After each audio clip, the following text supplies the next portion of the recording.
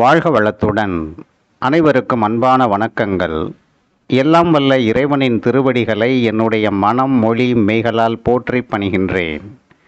நம்முடைய வாழையடி வாழை யூடியூப் சேனலில் இன்றைய பதிவின் தலைப்பு புனித ரமலான் வாழ்த்துச் செய்தி. உலகெங்கிலும் வாழுகின்ற அனைத்து இஸ்லாமிய சகோதர சகோதரிகளுக்கு இனிய ரமலான் தின நல்வாழ்த்துக்கள். புனிதம் நிறைந்த இந்த ரமலான் மாதத்தில் புவி முழுவதும் பூரண அமைதியும் அன்பும் தலைத்தோங்க எல்லாம் வல்ல அல்லாஹ் அருள் புரிய வேண்டுகிறேன். ஒவ்வொரு சமயமும் ஒரு புனித நூலினை தங்களுடைய கொள்கை வழிகாட்டல் நூலாக ஏற்றுக்கொண்டு அதனை பின்பற்றுகின்றார்கள். இந்த வகையில் இஸ்லாமியர்களின் புனித நூலாக போற்றப்படுவது குர்ஆன் என்பதை அனைவரும் நன்கு அறிவோம்.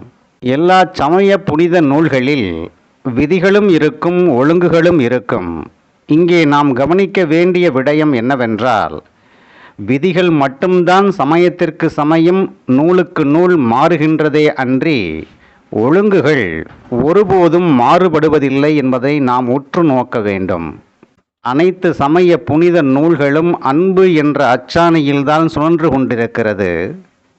மனிதர்கள் ஒழுங்குகளை பின்பற்றுவதற்கு பதிலாக விதிகள் மீது பற்று கொண்டு கடுமையாக பின்பற்றி கொண்டு இருப்பதால் தான் சமயங்களுக்கு இடையே உயர்வு தாழ்வு இருப்பதாகவும் கடவுள்கள் பலர் இருப்பதாகவும் தவறாக கருதி வாழ்ந்து வருகின்றார்கள்.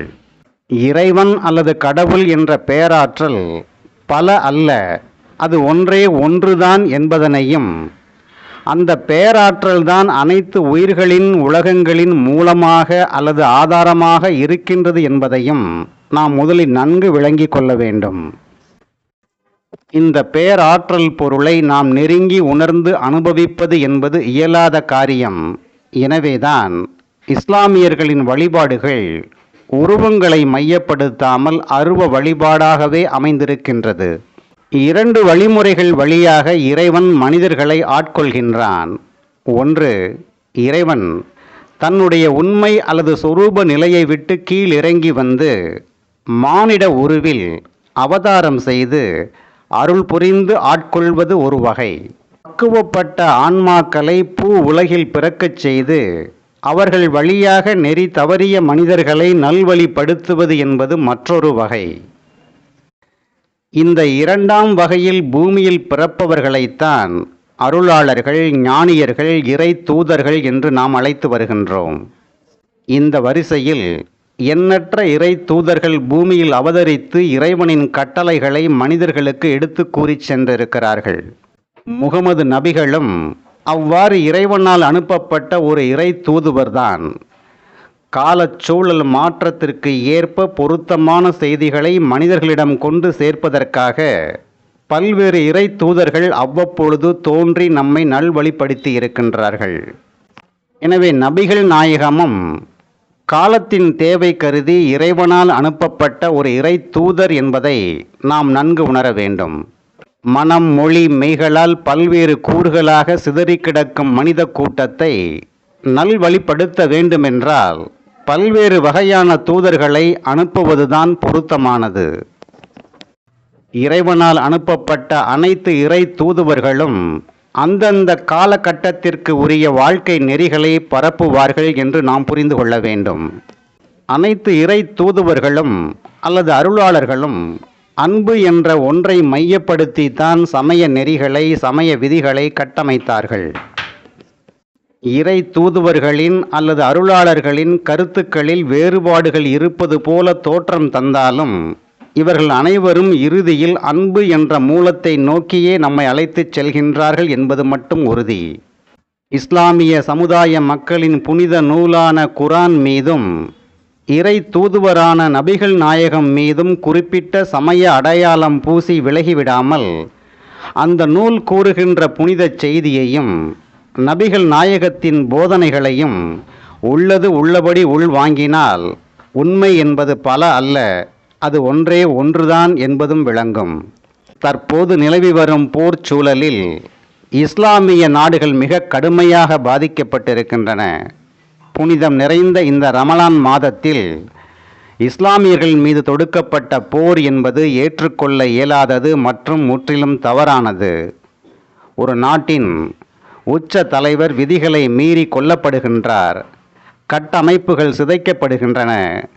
மனித தன்மையற்ற பல நிகழ்வுகள் அங்கே அரங்கேறி வருகின்றன. இந்த போருக்கான பின்னணி அணு ஆயுதம்தான் என்று கூறப்பட்டாலும் பிற சமயங்களின் மதங்களின் காழ்ப்புணர்ச்சியும் ஒரு முக்கிய காரணமாக இருக்கின்றது என்பதை நாம் மறுத்துவிட இயலாது. இயேசுபிரான் போதித்த நெறியை அன்பை பின்பற்றுவதாக கூறும் ஒரு கூட்டம் சமய பற்றினை அன்பு என்று தவறாக கருதி கொண்டிருக்கின்றது.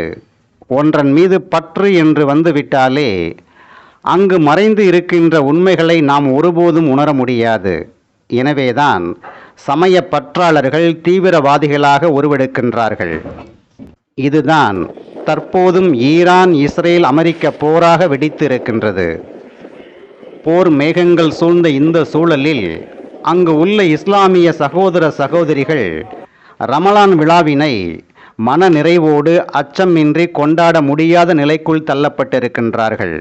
எல்லா உயிர்களும் இன்புற்று இருப்பதுவே அல்லாமல் வேறொன்று அறியேன் பராபரமே என்று ஏன் தாயுமான சுவாமிகள் பாடிய பாடலின் பொருளை தற்போதுதான் நான் நன்கு உணர்கின்றேன்.